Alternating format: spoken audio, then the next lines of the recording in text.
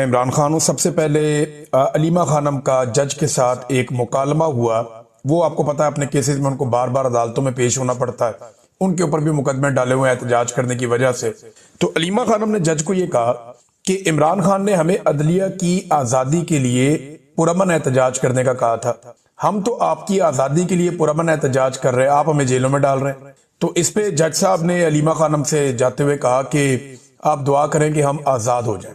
दुआओं से तो आजादी नहीं मिलती। अल्लामा इकबाल ने कहा था कि खुदा ने आज तक उस कौम की हालत नहीं बदली, ना हो जिसको ख्याल खुद अपनी हालत बदलने का। अदलिया को ये जंजीरें खुद तोड़नी पड़ेंगी, वकला को, जजेस को मिलकर जंजीरें तोड़नी पड़ेंगी जो पाकिस्तान की एस्टेब्लिशमेंट ने उन्हें पहना दी। उन्हें जकड़ लिया गया है, उन्हें खुद छूटना पड़ेगा। पाकिस्तान के लोग उनके लिए खड़े हो सकते हैं, पॉलिटिकल पार्टीज खड़ी हो सकती हैं, लेकिन खुद ही करना पड़ेगा। हालात यहां तक पहुंच गए हैं कि अलीमा खानम बता रही हैं कि रात को जो एहतजाज हो रहा था, अडियाला के बाद जब धरना था, बाद में टॉर्चर किया गया, लोगों को वहां से हटाया गया और गिरफ्तार भी किया गया। तो जाहिद जहूर नामी एक एसएचओ के बारे में वो बताती हैं कि उन्होंने 3 खवातीन को वहां से उठाया और अभी तक उन खवातीन के बारे में कुछ मालूम नहीं है कि वो कहां गई। फिर उन्होंने बताया कि ये गाड़ियां भी उठाकर ले जाते हैं, कोई 8 से ज्यादा गाड़ियां इन्होंने उठाई। बड़ी गाड़ी को छोड़ने के लिए पुलिस को 10 लाख रुपए रिश्वत ले लेती है, छोटी गाड़ी को छोड़ने के लिए पुलिस को 5 लाख रुपए रिश्वत ले लेती है। और ये बातें अलीमा खानम बता रही है। यानी ये हालात हैं लॉ एंड ऑर्डर के, और ये अदालतों की कमजोरी है। अदालती अहकामात के बावजूद वो मुलाकात करने के लिए जाते हैं, मुलाकात होती नहीं है। इमरान खान को डाला हुआ कैद तन्हाई में। अब लगभग इमरान खान साहब को तकरीबन 1.5 माह से ज्यादा तो ये हो गया कि आखिरी मुलाकात हुई। 1 माह उससे पहले वाला भी है, वो भी मुलाकात नहीं हो। लगभग तकरीबन कुछ 2.5 महीने होने वाले हैं, 2.5 महीने से ऊपर हो गया कि इमरान खान साहब कैद तन्हाई में, और उन्हें मुलाकातें नहीं करने दी जा रही, उनका बयानिया बाहर नहीं आ रहा। और ये सारा कुछ पाकिस्तान की मिलिट्री एस्टेब्लिशमेंट कर रही है और इनको नॉर्मलाइज करने की कोशिश की जा रही है। दूसरी जानिब स्ट्रीट मूवमेंट की जो मोबिलाइजेशन है वो तेज होना शुरू हो गई। देखिए, मैं आपको एक चीज क्लियरली बता दूं, जो मेरे सुनने वाले लोग हैं ना, उनको मैं एक क्लियर लाइन ड्रॉ कर देता हूं। स्ट्रीट मूवमेंट कोई और चीज है, स्ट्रीट मूवमेंट के लिए मोबिलाइजेशन कुछ और चीज है। मोबिलाइजेशन होती है कि आप लोगों के अंदर विजुअल्स क्रिएट करते हैं, आप जगह जगह जाते हैं, जलसे, जुलूस, रैलियां, ये सारी चीजें होती हैं, ये मोबिलाइजेशन। स्ट्रीट मूवमेंट के लिए मोबिलाइजेशन। लेकिन जो स्ट्रीट मूवमेंट की प्रॉपर तैयारी है वो गली मोहल्ले में हर जगह पे हर बंदे की ड्यूटी, हर नौजवान को पता है उसने कितने बजे कहां जाना है, क्या ड्यूटी करनी है, बाकायदा नाम लिखे जाते हैं, टेलीफोन नंबर उसके ऊपर मौजूद होते हैं, सारी डिटेल्स होती है, वो पूरा एक ऑर्गेनाइज तरीके से चलता है। वो अभी काम शुरू नहीं, लेकिन मोबिलाइजेशन का काम बहुत तेज हो रहा है। आजाद कश्मीर के अंदर जो है वो बड़ा एहतजाज हुआ है और ये स्ट्रीट मूवमेंट के लिए मोबिलाइजेशन का काम हो रहा है। नियाजी साहब वहां पे इमरान खान साहब के बड़े वफादार साथी हैं, वो वहां पे काम कर रहे हैं। बलूचिस्तान के अंदर बहुत बड़ी बड़ी रैलियां निकली नाज़रीन। मैं तो देख के, मैंने जो पहले मनाज़िर देखे मुझे लगा शायद ये खैबर पख्तूनख्वा है, लेकिन बाद में पता चला बलूचिस्तान है। तो बलूचिस्तान में तो बहुत बड़ा इनकलाब तैयार है। जिस तरह के मनाजिर मैंने देखे, जैसी रैलियां देखी, जैसे लोगों के इज्तिमा देखे, ऐसे तो कोई पॉलिटिकल पार्टी भी वहां कर भी नहीं सकती। तो बलूचिस्तान से भी ये सूरत हाल है। खैबर पख्तूनख्वा में स्ट्रीट मूवमेंट की मोबिलाइजेशन की वीडियोज आ रही हैं, लगातार आ रही हैं, लेकिन जो टेक्निकली स्ट्रीट मूवमेंट होती है उसकी मोबिलाइजेशन तो शुरू हो गई है, लेकिन वो अमली तौर पे भी ग्राउंड के ऊपर काम प्रॉपर शुरू नहीं हुआ। नादरीन ने एक स्टेटमेंट दिया ताहिर अशरफी ने, वो स्टेटमेंट मैं यहां जरूर आपको पढ़ के सुनाना चाहता हूं। ताहिर अशरफी ने कहा कि, और ये मुलाकात की है इन्होंने अभी DGISPR से, कभी ये आर्मी चीफ को मिल लेते हैं, फील्ड मार्शल को, कभी DGISPR को, कभी किसी और को। तो ये पाकिस्तान की फौज ने मौलवियों का एक जत्था घेरा हुआ है। ये 14 मौलवी हैं, कभी उधर जाते हैं, कभी उधर जाते हैं, कभी उधर जाते हैं। ये 14-15, ये 2-3 दर्जन मौलवी हैं, और ये सारे दरबारी और सरकारी मौलवी हैं। कभी वज़ीर आज़म बुला लेते हैं, कभी ओहदे मिल जाते हैं। तो ताहिर अशरफी ने कहा जी कि कौम और फौज के इत्तेहाद से जंगों को जीता जाता है। खैबर पख्तूनख्वा के अवाम फौज के साथ खड़े हैं। देखें, खैबर पख्तूनख्वा के अवाम कहां खड़े हैं, जरा वहां जाके आप कभी पता करें, मौलवी साहब को पता चले कहां खड़े हैं। खैबर पख्तूनख्वा के अवाम कई दहाइयों से रास्ते में खड़े, कई दहाइयों से वो अपने घर ही नहीं जा पाए, कई दहाइयों से वो खेमों के अंदर और कैंपों के अंदर खड़े। खैबर पख्तूनख्वा के अवाम कई दहाइयों से नाकों पे खड़े और जनाजों में खड़े। अब खुदा का वास्ता इनको थोड़ा बैठ के सांस लेने दें। कब तक आपने इन्हें खड़ा रखना और कब तक आपने इनका खून बहाना है? इसके ऊपर ये खुर्रम ज़ीशान साहब का एक ट्वीट है, मैं ये जरूर आपको पढ़ के सुनाना चाहूंगा। इन्होंने दिखाया कि ये खैबर पख्तूनख्वा के अवाम खड़े, इसमें बहनें भी खड़ी हैं, भाई भी खड़े हैं, और लंबी एक लाइन है जिसमें टूटी फूटी पुरानी गाड़ियों के अंदर लुटे पुटे काफिले वादी तीरा को छोड़कर आ रहे हैं। इनके ऊपर इल्जाम लगाया जाता है जनाब ये बड़ा पैसा बनाते हैं, ये करते हैं, वो करते हैं, स्मगलर्स हैं। ये इनकी हालत देखें आप। क्या इस्लामाबाद और रावलपिंडी में बैठे हुए जो स्मगलर्स हैं उनके पास पैसा ज्यादा है या इनके पास ज्यादा है? इनकी गाड़ियों के टायर तक तो देखें आप, कहीं से फटे हुए हैं, वो पुराने हैं। गाड़ियों की हालत देखें आप, जो किराए की गाड़ियां लेकर उनके ऊपर इनके पास तो प्रॉपर वो बक्से भी नहीं है सामान रखने के लिए, पोटलियों में भर भर के लेकर आ रहे हैं। ऊपर से वो अम्मार सोलंकी का जो आईएसआई वाला अकाउंट है, मुबैना तौर पर ये नून लीग वालों ने बताया और ये आईएसआई के कुछ सहाफी हैं, उन्होंने बताया कि ये आईएसआई का ही अकाउंट है। तो वो जो आईएसआई वाला अकाउंट है अम्मार सोलंकी का, वो एक घर के अंदर से सीसीटीवी फुटेज दिखा रहा है और दावा कर रहा है कि तालिबान सामान उठा के भाग रहे हैं। और वो जो वहां से टीटीपी के लोग सामान उठा के भाग रहे हैं मुबैना तौर पे, अगर तो वो ठीक है तो भाई गर्मियों में उठा के भागे थे। वादिये तीरा के अंदर मौसम का आपको पता है इस वक्त क्या है? इस वक्त वहां पे बर्फानी ठंडा मौसम चल रहा है जबरदस्त किस्म का। और ये जो बंदे सामान उठा के भागे हैं रात के वक्त, ये बंदे तो बिल्कुल शलवारों की उम्मीदों में थे, गर्म कपड़े भी नहीं पहने हुए थे उन्होंने। तो आप लोगों को बेवकूफ समझते हैं, इनके दिमाग में पता नहीं, ऐसे लगता है खोपड़ी में दिमाग है ही नहीं, मोटी खोपड़ी है, समझ ही नहीं आती इनको कि लोग बेवकूफ नहीं बनेंगे। और मट्टी का घर है भाई, मट्टी का कमरा है, उसके अंदर सीसीटीवी कैमरा लगाया हुआ किसी ने, और वो भी उसी जगह पे लगाया हुआ कि यहां चोरी हो जाएगी। लोगों को बेवकूफ बनाना बंद करें आप। ये इन लोगों की हालत है, ये देख लें आप। खुरम निशान इसके ऊपर लिखते हैं, सेनेटर है, कि रावलपिंडी से हेलीकॉप्टरों के जरिए लाया गया पंजाबी जर्नैली लफाफी मीडिया देख ले। एक तो पंजाब से शिकवा करते हैं वो लोग, हम क्या करें, यानी मैं पंजाब में रहता हूं, मुझे तो बहुत तकलीफ है, दुख है इनका। पहले भी आवाज उठाई, अब भी उठा रहे हैं, माजी में भी आवाज उठाने की कीमत चुकाई है। ये लगातार, ऐसा नहीं है कि पंजाब खिलाफ है, पंजाब को इस दुख का और तकलीफ का एहसास है, लेकिन बदकिस्मती से वो लोग पंजाब के हैं जो ये जुल्म करते हैं। उन्होंने मीडिया देख ले कि तीरा में जो तुम लोग अरबों खरबों के भंग चरस अफीम के कारोबार की बकवासियात करते रहते थे, वहां इनके अरबों के लेन देन की बात कर रहे थे। तीरा की आवाम एक एक जोड़े और चंद कंबल और जानवरों के साथ टूटी फूटी गाड़ियों में आ रहे हैं।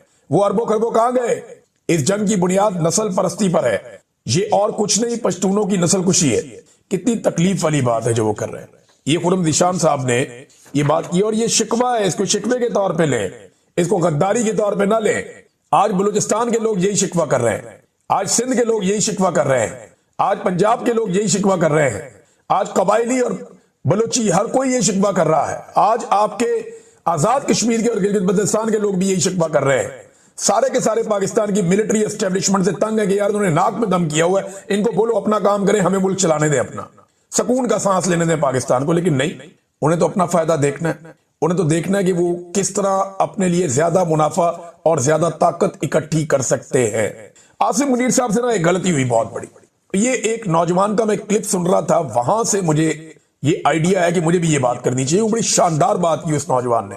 बहुत सारे लोग क्योंकि हमारे इस प्लेटफॉर्म को सुनते हैं, तो मुझे लगा कि उस नौजवान की बात सब तक पहुंचनी चाहिए, और अल्फाज शायद मेरे होंगे लेकिन उसने जबरदस्त बात की है, शानदार। देखिए, आसिम मुनीर साहब ने ना गलत आदमी पकड़ लिया। इससे पहले भी फौज बंदे पकड़ती थी, लेकिन इस दफा आपने गलत आदमी पकड़ लिया। आपको लगा आप इसको पकड़ेंगे और आपकी जान छूट जाएगी, वो माफिया मांगेगा, गिड़गिड़ाएगा, वो आपको ये कहेगा मेरी जान छोड़ दें। नहीं, ये नहीं हुआ ना। अब आप उसको नहीं छोड़ते तो अवाम आपको नहीं छोड़ेगी, और अगर आप उसे छोड़ते हैं तो आपको लगता है कि वो आपको नहीं छोड़ेगा। तो मुल्क तो ऐसे नहीं चलेगा ना अवाम चलेगी ना मुल्क चलेगा। तो आप उसे छोड़ते हैं तो फिर फंस जाते हैं, नहीं छोड़ते तो फिर फंस जाते हैं। किस किस्म की बला के साथ आपने पंगा ले लिया?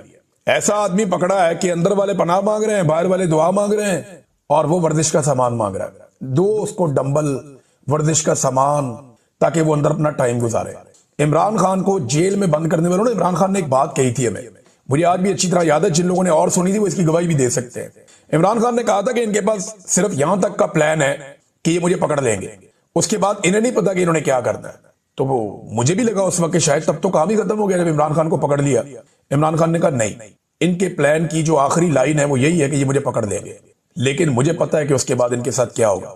और इमरान खान के पास बाकायदा पूरा प्लान था अपनी गिरफ्तारी के बाद, जिसको उसने एग्जीक्यूट करके दिखाया। बहरहाल प्लान तो सबसे बड़ा अल्लाह रब्बुल इज्जत का होता है, अल्लाह का प्लान कुछ और था, इन्होंने तो सारा कुछ करके देख लिया। इस वक्त तो हालात ये हैं पाकिस्तान के कि सर्दियों में लोड शेडिंग हो रही है हमारे मुल्क में, यानी बिजली का शॉर्टफॉल 4000 मेगावाट हो गया। देखिए, पाकिस्तान में बिजली कम नहीं है, बिजली बनाने की सलाहियत भी कम नहीं है। इन्होंने जो बिजली के कारखाने लगाए हुए हैं वो पाकिस्तान की जरूरियात से दुगने हैं, दुगने से भी ज्यादा है। यानी जितनी चाहे बिजली बना के आपको दे सकते हैं। 1 सेकंड की लोड शेडिंग पाकिस्तान में नहीं होनी चाहिए। लेकिन आपको पता है ये लोड शेडिंग क्यों कर रहे हैं? मैं बताता हूं आपको। क्योंकि इनके लगाए हुए कारखाने जो इन्होंने लगाए वो इतने महंगे हैं, वो इतने महंगे पड़ रहे हैं पाकिस्तान को, और इनका मफाद इसमें है कि वो ना चलें। यानी ये बंद कारखानों को पैसा देते हैं, ये उन कारखानों को पैसा देते हैं जो बिजली नहीं बना रहे, लेकिन बिजली का बिल उनको दिया जा रहा है क्योंकि मुआहदा इस तरह का किया है इन्होंने। और अब अगर वो बिजली बनाते हैं, उनकी कैपेसिटी देखिए, झूठ बोला हुआ है। बहुत सारी ऐसी जगह है जहां पे बिजली बनाने की कैपेसिटी फर्ज करें 10 मेगावाट है ना, तो उनको 100 मेगावाट का दे दिया। अब ना वो 10 बनाते हैं ना 100 बनाते हैं। कई ऐसी जगह जिन्होंने 1 मेगावाट बिजली भी नहीं बनाई और उन्होंने पाकिस्तानियों के अरबों रुपए वसूल किए हैं। ये नवाज शरीफ ने और शहबाज शरीफ ने इस कौम के साथ ज्यादती और जुल्म किया है। आज वो कारखाने बिजली बना नहीं रहे, उनको बिल फिर भी जा रहे हैं क्योंकि आपके दरियाओं के अंदर पानी कम हो गया, आपके डैमों के अंदर पानी कम हो गया, आपकी पन बिजली जो है वो बनने की सलाहियत कम हो गई, लिहाजा पाकिस्तान में लोड शेडिंग शुरू हो गई। और बेशर्मो आप लोगों ने पाकिस्तान के अंदर इजाफी डबल से ज्यादा बिजली के कारखाने लगाए थे। कहां है वो बिजली? बिल तो लोगों से आप ले रहे हैं, उन कारखानों के नाम के ऊपर इजाफी बिल ले रहे हैं, हर महीने ले रहे हैं। और अब जब उन कारखानों को चलाने की बारी आई है तो जी क्योंकि पानी से बिजली नहीं बन रही, हम इनको नहीं चला रहे। क्यों क्यों भाई? पूरा साल आप उनके लिए हमसे पैसे लेते हैं। तो ये पाकिस्तान के साथ दो नंबरी हुई है, पाकिस्तान के साथ फ्रॉड हुआ है। बहुत सारे ऐसे बिजली बनाने वाले कारखाने इन्होंने लगाए आईपीपीज, जिन्होंने बिजली बनाई नहीं, और बनाई तो बहुत थोड़ी बनाई। उनकी कैपेसिटी फर्ज करें 10 थी तो इन्होंने 100 लिखी। वो 100 यूनिट के हिसाब से पैसे लेते रहे, हालांकि वो 10 यूनिट बनाते रहे। मैं आपको सिंपल करके बता रहा हूं। और आज जब बनानी पड़ेगी बिजली उनको, तो वो बनाने के काबिल ही नहीं, उनके पास ये कैपेसिटी नहीं है। लिहाजा जनाब लोड शेडिंग शुरू कर दी इन्होंने। इतनी महंगी बिजली फिर भी लोड शेडिंग, और कैपेसिटी इन्होंने लिखी हुई कुछ और है, पीछे कुछ और है। ये कौम को चूना लगाया इन लोगों ने, और ये कमीशने खा गए सारे फ्रॉडिये मिलजुल के। तो ये जनाब सर्दियों के अंदर लोड शेडिंग हो रही है, अंदाजा करें आप। पीपल पार्टी ने नाज़रीन एक बड़ा जबरदस्त प्रोपेगेंडा किया, आपके सामने रखते हैं। ये दो तस्वीर आप देखें। पहले ये एक तस्वीर देखें, इसमें सुहेल अफरीदी खड़े, इनके साथ चंद सिक्योरिटी के लोग खड़े, ये अपनी गाड़ी के ऊपर खड़े हैं, इनके पैरों में अजरक पड़ी हुई है।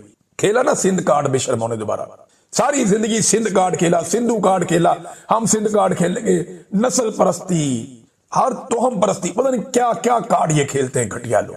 ये एडिटेड तस्वीर है, इसमें नहीं है ये अजरक पैरों में। ये देखें अगली तस्वीर आप, ये असल तस्वीर है, इसको आप देखें, ये देखें, ये पैरों में उनके फूल पड़े हुए, ये असल तस्वीर उसी जगह पे, सारा फ्रेम वही का वही है, हर चीज वैसे ही। पैरों में उन्होंने अजरक एडिट करके आर्टिफिशियल इंटेलिजेंस के साथ डाल दी और प्रोपेगेंडा कर दी, हमारी अजरक पैरों में डाल दी। हद हो गई यार आप लोगों की, अजरक पैरों में डाल दी। भाई ये फूल पड़े हुए हैं पैरों के अंदर।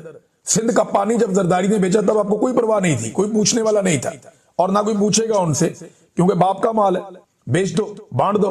अब नाजरीन एक इंजीनियर मोहम्मद अली मिर्जा साहब के हवाले से जो एक बड़ी कंट्रोवर्सी बड़े लंबे अरसे से चल रही थी, अब तो जीशान अजीज साहब का अल्लाह ताला भला करे, उन्होंने तो सारा ही कट्टा खोल के सामने रख दिया। जैसा कि मैंने आपको बताया था पिछले वीलॉग में, मेरे पास इंफॉर्मेशन थी कि इंजीनियर साहब के लोगों ने और उन्होंने किस तरह इस जर्नलिस्ट के ऊपर असरअंदाज होने की कोशिश की। अब जरा वो देखें कि इंजीनियर साहब बहुत बुरी तरह फंस गए। किन चीजों में फंस गए? नंबर एक, जो उन्होंने मरियम नवाज की तारीफें की, उस पर फंस गए कि जनाब वो बहुत अच्छा बोलती हैं, बड़ा निखार के एक एक लफ्ज वो निशान ने निकाल के सुना दिया, जो गालम गलोच और घटिया जबान उन्होंने इस्तेमाल की है। अब बजाय इसके कि मरियम नवाज के ऊपर जो अपना स्टेटमेंट है उसको डिफेंड करते, कहते जी फलां भी ऐसे बोलता है, इमरान खान भी ऐसे बोलता है। कभी यार इतने घटिया अल्फाज तो कभी इस्तेमाल नहीं किए जो मरियम नवाज ने इस्तेमाल किए और उसके सोशल मीडिया ने इस्तेमाल किए। और जो लोग गंदी माँ बहन की गालियां देने वाले घटिया तरीन लोग हैं, नवाज शरीफ और शहबाज शरीफ, उनको अपने साथ खड़ा करते हैं, उनको अपने साथ शामिल करते हैं। जो बंदा बरतानिया में औरतों को गालियां देता था उनको बुला के इनको वजीर लगा देते हैं। ये जनाब इनके हालात हैं। फिर दूसरा जनाब सीसीडी के बारे में इन्होंने बड़ी गेम उठा दी थी कि कोई रेप नहीं हुआ, कोई ज्यादती का वाकया नहीं हुआ, खवातीन बड़ी महफूज हो गई हैं, नेफे में पिस्तौल चल रहे, बड़े खुश थे वो, मावराए अदालत कत्ल हो रहे, बड़े खुश थे, बड़ी तारीफें कर रहे थे। उसने कहा जी बताएं आप मावराए अदालत कत्ल को दुरुस्त समझते हैं? फंसा दिया थी शान ने, वहां पे भी मुकर के कहते नहीं नहीं वो गलत है। तो कौन कौन सी चीज को अपनी गलत तस्लीम करेंगे? फिर तरीके लब्बैक की जबरी गुमशुदगियों वगैरह पे और कत्लेआम भी हार्ड स्टेट पे बड़े खुश थे। तो अब बताएं ना कि तरीके लब्बैक की क़यादत किधर है? क्या उन्हें जबरी तौर पे लापता नहीं किया एजेंसियों ने? बोले ना उसके ऊपर, आवाज उठाएं, क्यों नहीं उठा रहे आप तो बड़े एंटी एस्टेब्लिशमेंट बनते हैं, तो निकले बाहर, अपनी एकेडमी से बाहर निकले, एहतजाज करें, खड़े हो लोगों के साथ, कुतबे हाथ में लेकर खड़े हो, रोला डालें, कहें आपके जनाब जबरी गुमशुदगी हुई है, रिजवी बरादरान की उनको छुड़ा के लाओ। क्यों नहीं आप कर रहे? आवाज उठाए ना, हम तो हर जगह आवाज उठा रहे हैं। हर जगह रोला डाल रहे हैं, जो हमारी कैपेसिटी हम कर रहे हैं। पाकिस्तान तहरीक इंसाफ अपने बदतरीन मुखालिफों के साथ खड़ी हो गई कि नहीं यार जबरी गुमशुदगी है, लेकिन ये इंजीनियर मोहम्मद अली मिर्जा साहब नहीं खड़े हुए, ये जीशान ने इनको एक्सपोज करके रख दिया। फिर जो कत्लेआम हुआ वहां पे मुरीदके में, उसके ऊपर इनकी जबान बिल्कुल बंद थी, पहले वहां पे भी फंस गए। फिर इन्होंने कहा जी 2014 के धरने में मैं इमरान खान को पहचान गया था, इमरान खान को, तो उस पे क्योंकि मेरे साथ ही बड़ा टाइम गुजारा है, बिल्कुल भाइयों की तरह है जीशान, छोटे भाइयों की तरह, मुझे बहुत प्यार है जीशान से। तो जीशान को ये पता था कि ये मेरे से राब्ता करते रहे और मेरे से कोशिश करते रहे 2019 में 2020 में कि मेरी इमरान खान से मुलाकात करवा दें।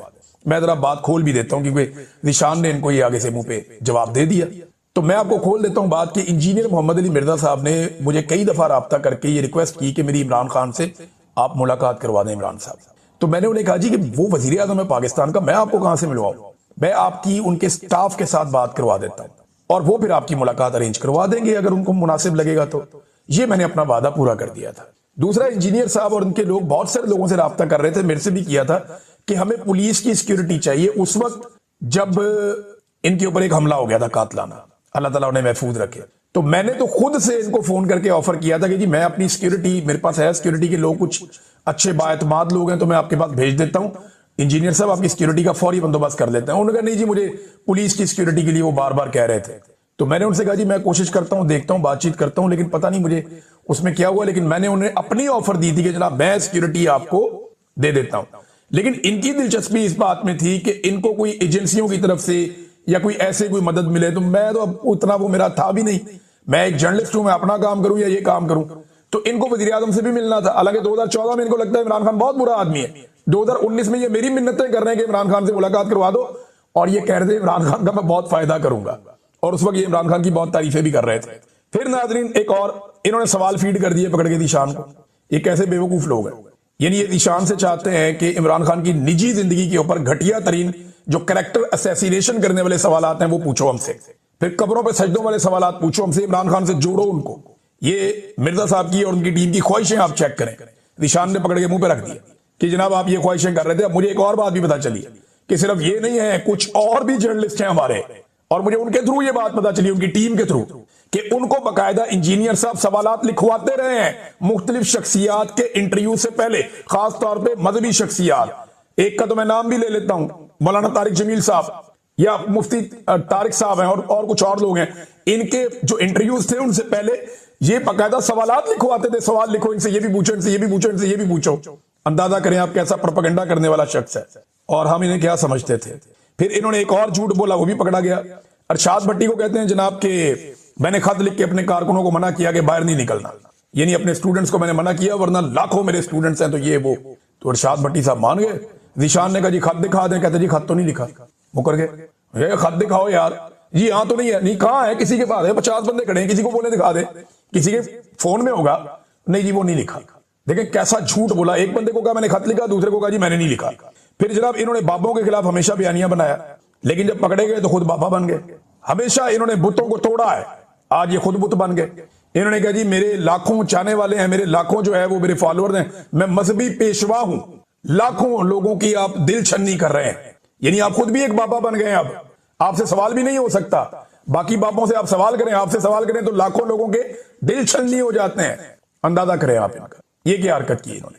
और ये एक तरह का थ्रेट है कि लाखों लोगों के, अच्छा ये जो उठता है ना कहता लाखों लाखों लाखों, वो ताहिर अशरफी साहब उठते हैं 30 लाख उलमा और तुलबा, ये उठते जी लाखों। मेरा इन्हें चैलेंज है भाईजान, ये भावे अपनी अकेडमी तो तुम बाहर ना हो, ताहिर अशरफी और ये दोनों मिलकर साथ अपने बेशक 2 4 5 और भी इधर उधर आजकल भाग दौड़ कर रहे हैं लोग, उन्हें भी इकट्ठा कर लें। आप सारे मीनारे पाकिस्तान के ऊपर ना 1 लाख बंदा इकट्ठा करके दिखा दें, लाखों लाखों लाखों आप रोज कहते हैं, और एक दिन आप इमरान खान को मौका दें, वो आपको इकट्ठा करके दिखा देगा, एक दिन में इकट्ठा करके दिखा देगा, 1 लाख या 10 लाख कर देगा आपको। ऐसी सिचुएशन में वो है। तो ये लाखों लाखों की कहानी सुनाते हैं। स्टूडेंट है जो इनकी वीडियो के पास से भी गुजर गया, वो इनका स्टूडेंट हो गया। मुझे एक दिन पता चला मैं भी इनका स्टूडेंट हूं, मैं तो हैरान हो गया। फिर ये हमें ताने देते थे कि वीडियो से हम डॉलर्स कमाते हैं। यार वो मुझे कहना भी बहुत बुरा लग रहा है कि बड़ी गंदी वीडियो है, वो बड़ी घटिया किस्म की वीडियो है, जिसपे इंजीनियर मोहम्मद अली मिर्जा ने सबसे ज्यादा डॉलर कमाए। बहुत ही घटिया उसकी कैप्शन है, बहुत गंदी वीडियो है, और उसके ऊपर जो है वो कैप्शन लिख के तो उसके ऊपर सबसे ज्यादा वीडियो पे इन्होंने पैसा कमाया, अंदाजा करें आप। और ये भी कहते हैं कि जी एस्टेब्लिशमेंट कल वाली भी सियासी थी, गैर सियासी नहीं थी, आज वाली भी गैर सियासी नहीं है और आइंदा भी नहीं होगी। यानी आसिम मुनीर साहब को मार्जिन फिर भी दे दिया। इस्तिस्ना वाले मामले पे भी उनको गोलमोल करके मार्जिन दे दिया। इस्तिस्ना वाले मामले में क्या कहते हैं जरा ये आप देखें। यानी चंगे भले ऐसे मौलवी जिन पे हमें लगता था कि वो 2 नंबरी कर देंगे, उनसे नहीं हुई 2 नंबरी, इन्होंने देखें कैसे की है। फील्ड मार्शल और वजीर आजम ने हालातों, वाकयात और नजरिया जरूरत के तहत ताहयात इस्तिस्ना लिया। जिस तरह कुरान पाक में भी 4 मकामात पर आया है कि अगर जिंदगी मौत की कशमकश बन जाए तो आप मुर्दार भी खा सकते हैं। यार उनकी कौन सी जिंदगी मौत की कशमकश बन गई है? वो फील्ड मार्शल को कोई कानून को जज पकड़ने वाला है? उसको कोई फील्ड मार्शल को या आपके सदर पाकिस्तान को कोई जज पकड़ने वाला है? कोई एसएचओ उनके पीछे भाग रहा है, कोई एसपी उनके पीछे लगा हुआ है, कोई थानेदार उन्हें गिरफ्तार करना चाहता है, कोई उनके ऊपर एफआईआर हुई है जो जिंदगी और मौत का मसला बन गया, तायात इस्तिस्ना ले लें। इंजीनियर साहब कौम को चूना ना लगाएं। जब उमर फारूक रज़ी अल्लाह ताला ने ना लिया, जब हमारे प्यारे आका नबी अकरम सल्लल्लाहु अलैहि वसल्लम ने नहीं लिया, तो फिर किसी XYZ का जो उनके पैरों की खाक के बराबर भी नहीं है उसका भी नहीं बनता। ये कोई आसमान से उतरे हुए नहीं है, या इनके हालात कहीं हमारे आका नबी अकरम सल्लल्लाहु अलैहि वसल्लम से या हमारे खुलफाए राशिदीन से ज्यादा मुश्किल नहीं है। आप इनके लिए जवाब घड़ के अपनी आखिरत खराब ना करें मिर्जा साहब, बड़ी मेहरबानी आपकी। फिर खुद आंड में कह देते हैं जनाब मेरे नजदीक ये दुरुस्त नहीं है, मैं कभी भी इस तरह का इस्तिस्ना ला लूं। आपको दे कौन रहा है इस्तिस्ना? कौन आपको दे रहा है जनाब इस्तिस्ना? मैं कभी भी ना लूं। आप आर्मी चीफ हैं, आप सदर पाकिस्तान लगे हुए हैं। ये तो उन लोगों के लिए जिन्होंने जुर्म करने हैं। आपने ना जुर्म करना, ना अच्छा करना, ना बुरा करना, आपने तो यही करना है जो आपसे करवाया जा रहा है, आप खुद ही करते जा रहे हैं। मेरी समझ से बाहर है ये किस